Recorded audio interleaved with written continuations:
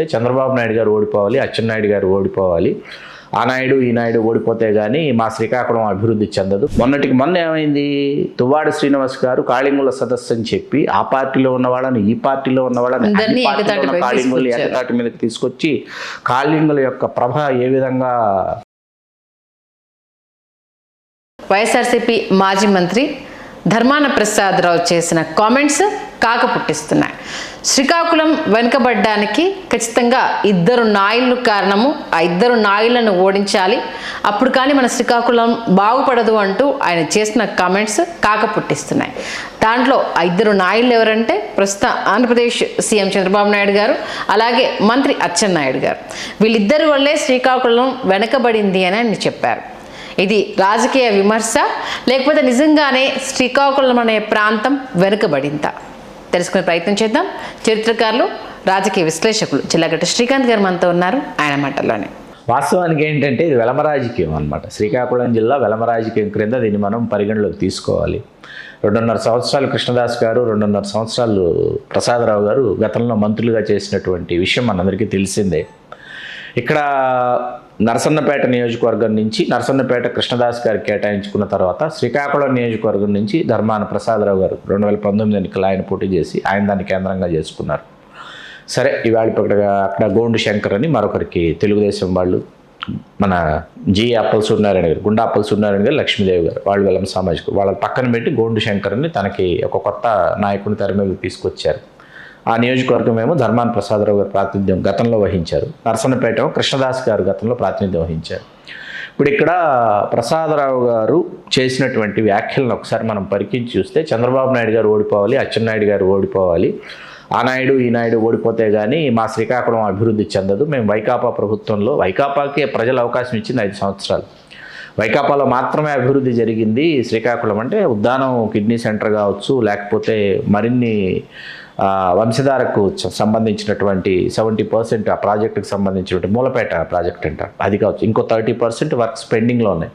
అసలు తెలుగుదేశం ఇప్పటివరకు కూడా దానిని పూర్తి చేయలేనటువంటి ఒక పరిస్థితి కూటమి ప్రభుత్వం ఉంది అనేటటువంటి వ్యాఖ్యలు ఆయన చేశారు. అంటే ఇది రాజకీయంలో భాగంగానే ఆయన ప్రస్తావించినప్పటికీ అచ్చెన్నాయుడు గారి ఆధిపత్యం కావచ్చు, లేకపోతే రామ్మోహన్ నాయుడు గారి ఆధిపత్యం కావచ్చు ఏంటంటే వీళ్ళు సీనియర్లా వాళ్ళు సీనియర్లు అంటే కాంగ్రెస్లో వీళ్ళెప్పుడు వీళ్ళ ప్రస్థానాన్ని ప్రారంభించారు, తెలుగుదేశంలో ఎర్రన్నాయుడు గారు వారి సోదరుడు అచ్చెన్నాయుడు గారు అప్పుడే ప్రస్థానం ప్రారంభించినటువంటి నేపథ్యం మనకు కనిపిస్తుంది. వాస్తవానికి సంధ్య గారు ఇక్కడ పదే మనం ప్రింట్ అండ్ ఎలక్ట్రానిక్ మీడియాలో మనం వినేటటువంటి ఒక మాట ఏంటంటే శ్రీకాకుళం జిల్లా మన ఆంధ్రప్రదేశ్లో అత్యంత వెనుకబాటుకి గురైనటువంటి లేదా అత్యంత వెనుకబడినటువంటి జిల్లా ప్రాంతం అనేది అవాస్తవం. ముందుగా దయచేసి ఇది ప్రేక్షకులు గుర్తుంచుకోవాలి.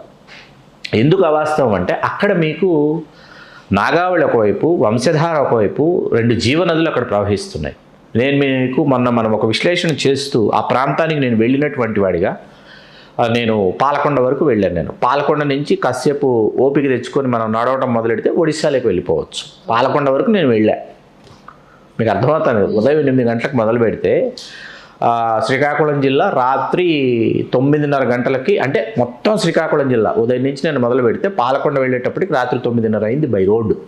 ఉదయం 8 గంటలకు మొదలు పెడితే శ్రీకాకుళం జిల్లాలోకి వెళ్ళి అక్కడి నుంచి శ్రీకూర్మం, సూర్యదేవాలయం ఇవన్నీ చూసుకుంటూ అక్కడ మిగతా నియోజకవర్గాలు, రాజాం ఎస్సీ రిజర్వ్డ్ నియోజకవర్గం, అట్లాగే డోలా అంటారు, పొలాకి అంటారు, ఈ గ్రామాల్లోకి అంతా వెళ్ళి అక్కడ అవి ఎంత సస్యశ్యామలంగా ఉన్నాయో, ఎంత సుభిక్షంగా ఆ ప్రాంతాలు ఉన్నాయో నా కళ్ళతో నేను స్వయంగా చూసి వచ్చిన వాడిగా చెప్తున్నాను. ఓకే, డోలా, పొలాకి ఇవన్నీ నరసన్నపేట నియోజకవర్గంలో ఉంటాయి. అక్కడ డోల సీతారాముల నాయుడు గారు ఆయన గతంలో శాసనసభ్యుడు చేశారు. ఆయన ఉండగా అక్కడికి విద్యుత్ వచ్చిందంట, కరెంట్ వచ్చిందంట ఆ గ్రామాలకి. అవన్నీ కూడా చూసి అక్కడి నుంచి నేను తిరిగి బయలుదేరి పాలకొండ వరకు వెళ్ళి మన పాలవలస రాజశేఖరం గారి కుటుంబ సభ్యులైన పాలవలస విక్రాంత్ గారు, అట్లాగే పాలవలస రాజశేఖరం గారు అర్ధాంగి వాళ్ళందరినీ కలిసి వచ్చినటువంటి వాడిగా చెప్తున్నాను. అది పదే అందరూ ఏంటంటే అత్యంత వెనుకబడిన ప్రాంతం ఎందుకంటారంటే మీరు ఇందాక చెప్పినట్టు వాళ్ళ యాస, వాళ్ళ భాష, వాళ్ళ ఆహారపు అలవాట్లు, వాళ్ళ ఆచార వ్యవహారాలు, వాళ్ళ వేషధారణ ఇవన్నీ మనకు వెనుకబాటుకు చెందినటువంటి వారిగా కనిపిస్తాయి. కానీ అక్కడ ఉన్నంతమంది రాజకీయ ఉద్దండులు కావచ్చు, మేధావులు కావచ్చు, దురంధరులు కావచ్చు మనకు రాష్ట్రంలో ఇంకెక్కడా కనిపించారు. ఓకే, గొర్రె శ్రీరాములు నాయుడు గారు అంటే జీవో అంటారు. జీవో అంటే ఏంటి? జీవో అంటే ఏంటి? Government order. గాడ్ అది వచ్చేసింది. జీవో అంటే గవర్నమెంట్ ఆర్డర్ కదా, ప్రభుత్వం ఉత్తర్వులు. శ్రీకాకుళం జిల్లాలో జీవో అంటే గొర్రె ఆర్డర్. ఓకే. గొర్రె శ్రీరాములు నాయుడు గారు ఆర్డర్ చేస్తే ఆయన ఇంటికి వెళ్ళాను నేను. ఆయన నివసించినటువంటి నివాసం చూసి వచ్చాను. గొర్రె ఆర్డర్. గొర్రె శ్రీరాములు నాయుడు గారు ఏంటంటే ఆయన సర్పంచ్ మొదలుకొని జిల్లా పరిషత్ చైర్మన్, ఆ తర్వాత రాష్ట్ర మంత్రిగా జిల్లా పరిషత్ చైర్మన్గా ఏకకాలంలో ఉన్న వ్యక్తి గొర్రె శ్రీరాములు నాయుడు గారు. అట్లాంటి నేతల నివాసాలు, వాళ్ళు శాసించినటువంటి ఆ ప్రాంతం, వాళ్ళ ఆధిపత్యం వహించినటువంటి వందల ఎకరాలకి భూస్వాములు అనమాట వీళ్ళందరూ, నేను చెప్తున్నటువంటి వాళ్ళు. ఇటువంటి ఒక సస్యశ్యామలమైనటువంటి ప్రాంతం, నాగావళి వంశధార ప్రవహించేటటువంటి ఒక ప్రాంతం. మీకు అర్థమవుతుంది కదా. ఇక్కడ ఎవరు అక్కడ ఏం వెనకబాటు తనానికి ఎవరూ గురి కాలేదు. మీకు 1966 తర్వాత మీకు వెనుకబడిన తరగతుల జాబితాలో ఈ సామాజిక వర్గాలను చేర్చాలని చెప్పి వచ్చినటువంటి ప్రభుత్వ ఉత్తర్వులు ఏవైతే ఉన్నాయో ఆ నియమ నిబంధనలను అనుసరించి అక్కడ ఉన్నటువంటి ఉత్తరాంధ్ర కాపులు కావచ్చు, కాళింగులు కావచ్చు, వెలమలు కావచ్చు, వీళ్ళందరూ ఏంటంటే వెనుకబడిన తరగతులలో వీళ్ళని చేర్చడం వల్ల, మరీ ముఖ్యంగా కాళింగుల్ని బీసీ గ్రూప్ ఏలో బొడ్డేపల్లి రాజగోపాలరావు గారు లాంటి కాళింగ సామాజిక వర్గానికి చెందిన, శ్రీకాకుళానికి 6 పర్యాయాలు లోక్సభ సభ్యుడిగా పనిచేసినటువంటి నాయకుడు వీళ్ళని చేర్చడం వల్ల ఈ సామాజిక వర్గాలు ఆర్థికంగా, రాజకీయంగా, సామాజికంగా, విద్యాపరంగా, ఉద్యోగ ఉపాధి కల్పనల పరంగా ఉన్నతమైనటువంటి స్థాయిని అందుకున్నారు. ఓకే. అందుకుని మీకు ఈవేళ ఒక్క రాజాం వెళితే నేను రాజాం వెళితే 15 సూపర్ స్పెషాలిటీ హాస్పిటల్స్ రాజాంలో ఉన్నాయి. కాపులువి 15 సూపర్ స్పెషాలిటీ హాస్పిటల్స్. ఇది దేనివల్ల సాధ్యమైందంటే వాళ్లకు అందినటువంటి ఆ విద్య, ఆ ఉద్యోగం, ఆ ఉపాధి ఏదైతే ఉందో ఆలోచించేటటువంటి అవకాశం. లోలుగు అనేసి ఒక గ్రామం. ఈ గ్రామం నుంచి లోలుగు సత్యనారాయణ గారి కుమారుడు లోలుగు మదన్మోహన్ అనే యువ సాఫ్ట్వేర్ పర్సనాలిటీ ఇవాళ అడెప్ట్ చిప్స్ CEO అనమాట. ఆ చిప్ డిజైనింగ్లో అతను అడెప్ట్ చిప్స్ కంపెనీకి CEO. అతను బెంగళూరులో చాలా పెద్ద ఎత్తున వాళ్ళ సంస్థ. అతనిని నమ్ముకొని వందలాది మంది ఇవాళ ఉపాధి పొందుతున్నారు. నేను కేవలం ఒకరి పేరు చెప్పాను. అట్లాగే ఇవాళ జనసేనలో చాలా అత్యుత్సాహవంతంగా పనిచేస్తున్నటువంటి కొరికాన రవికుమార్ గారు. ఒకరు కాదు, ఇద్దరు కాదండి, చాలామంది అన్ని సామాజిక వర్గాల నుంచి. అట్లాగే మీకు గతంలో ఎయిడ్స్ నిర్మూలన కోసం విశేషంగా కృషి చేసినటువంటి కాళింగ సామాజిక వర్గానికి చెందిన, నాకు గుర్తుంటే నిజమైతే పద్మశ్రీ పురస్కారం కూడా వచ్చి ఉండాలి, డాక్టర్ కూటికుప్పల సూర్యారావు గారు. ఇట్లా కొంతమంది పర్సనాలిటీస్ గురించి మనం మాట్లాడుకోవాలి. అది శ్రీకాకుళం అనేది ఒక సస్యశ్యామలమైన సుభిక్షమైనటువంటి ప్రాంతం. అది అత్యంత వెనుకబడిన ప్రాంతం కాదు. ధర్మాన ప్రసాదరావు గారు ఏంటంటే రాజకీయపరమైనటువంటి, మొన్నటికి మొన్న ఏమైంది, తువ్వాడ శ్రీనివాస్ గారు కాళింగుల సదస్సు అని చెప్పి ఆ పార్టీలో ఉన్న వాళ్ళని, ఈ పార్టీలో ఉన్న వాళ్ళని కాళింగులు ఏకతాటి మీదకి తీసుకొచ్చి కాళింగుల యొక్క ప్రభ ఏ విధంగా శ్రీకాకుళం జిల్లాలో ఉందో ఆయన రాష్ట్రానికి తెలియజేసి, కాబట్టి ఇప్పుడు మనం కూడా ఏదో ఒక చడి చప్పుడు చేయకపోతే బాగోదని శ్రీకాకుళంలో ఉన్నటువంటి వెలమలు వాళ్ళు చేస్తున్నటువంటి చడి చప్పుడు అనమాట. 3 సామాజిక వర్గాల దోబూచులాట, కాపులు, కాళింగులు, వెలమలు. 3 సామాజిక వర్గాల దోబూచులాట శ్రీకాకుళం. కిమిడి కళావెంకటరావు గారు టీటీడీ చైర్మన్ అవుతారా, రాష్ట్ర మంత్రి అవుతారా, అదొక దోబూచులాట. కిమిడి కుటుంబం నుంచి మృణాలిని గారు, గణపతిరావు గారి కుమారుడు నాగార్జున నాయుడు గారికి పాపం స్థానం దక్కుతుందా దక్కదా ఒక దోబూచులాట. మామిడి గోవిందరావు ఏమో అక్కడ పాతపట్నంలో ఆయన మొట్టమొదటిసారి కనీవినీరు ఆధిక్యతతో ఆయన గెలిచి కలమట కుటుంబం నుంచి కైవసం చేసుకుని పాతపట్నాన్ని ఆయన కొనసాగాలనేటువంటి ఆలోచనతో అదొక దోబూచులాట. ఇన్ని దోబూచులాట్లు అక్కడ ఉన్నాయి. ఈ నేపథ్యంలో అంటే అభివృద్ధి జరగలేదు అనడము రాంగ్ అంటారా మరి? అంటే this is also very good questioning. Why? Because మీకు ఇక్కడ ఏమవుతుందంటే end of the state, any state, ఇప్పుడు I'm from Chittoor district, end of the Andhra Pradesh. మీరు మా ఊరు వస్తే మదనపల్లి, మనం మాట్లాడుకుంటూ సాయంత్రం ఈవినింగ్ వాక్ చేసుకుంటూ కర్ణాటకలోకి వెళ్ళిపోవచ్చు. Very near, 9 kilometres. ప్రశాంతంగా సాయంత్రం మాట్లాడుకుంటూ చాలా ఆహ్లాదకరంగా ఉంటుంది వాతావరణం. మాట్లాడుకుంటూ మదనపల్లి వాతావరణం చాలా బాగుంటుంది. మాట్లాడుకుంటూ కర్ణాటకలోకి వెళ్ళిపోవచ్చు. అట్లాగే శ్రీకాకుళం అనుకోండి, సాయంత్రం పూట మాట్లాడుకుంటూ ఒడిస్సాలోకి వెళ్ళిపోవచ్చు.